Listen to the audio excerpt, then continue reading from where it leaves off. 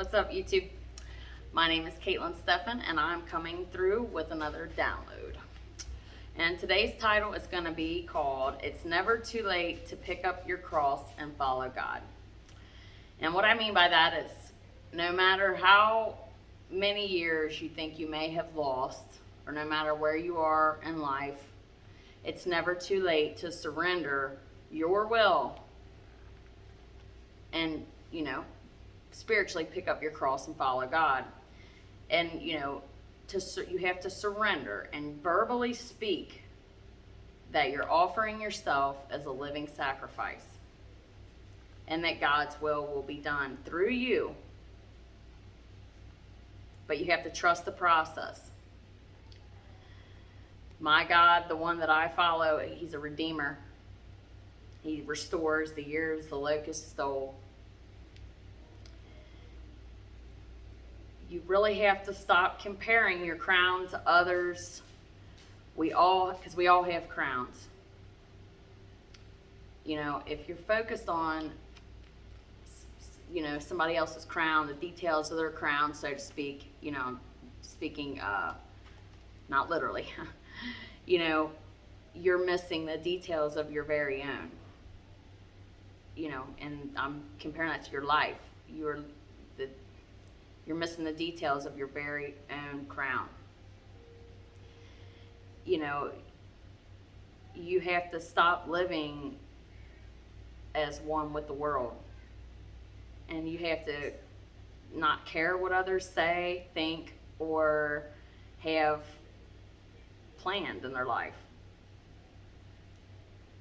You're degrading your own birthright, your own destiny, the life God created you to live. Basically showing God every reason why you don't have what it takes to follow him and have, and to have the discipline, the self-discipline to be able to pick up your cross and follow him, because it's not an easy task, but it's very rewarding, because he will do it. He will bring you out, but you have to have faith. It lands you right in your destiny where you need to be, and it's going to be pleasing to the Lord, but it's going to be pleasing to you too. And it's ultimate freedom. The ultimate freedom is to serve the mighty God that I personally know. Religion isn't what I'm speaking on here. This is a personal relationship with the Most High God that dwells inside of you. Ask and you shall receive, but there's sacrifices that have to be made. A lot. And the main one is dying of the flesh and the ways of the world that isn't pleasing to the Lord. And there's going to be a lot of tests that are involved. Tests of your heart posture, your intentions, the way you move, the way you operate. So if them are areas of your life that need some work, I would pray that God, work on your heart posture, whatever it may be. Because how are you going to know if you can trust someone fully unless you test them, right? Like, I'm not going to give you the keys to my house unless I've known you, and which he knows you already. But he has to be able to test you and to see where you're at as a soul, as a spirit. Because, we're just in these bodies. We have spirits. Some are older than others, and that's where you hear the term old soul, things like that. So, you have to pass these tests, and you have to be in upright standing the whole time with faith. No matter how many blows you take, you just got to keep pushing through. And the tests are going to come in the most weird ways, the ways you least expect. So be ready.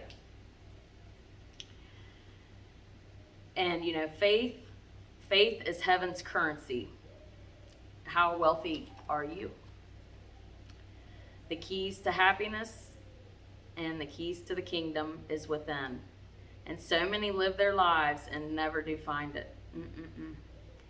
Speak to God today.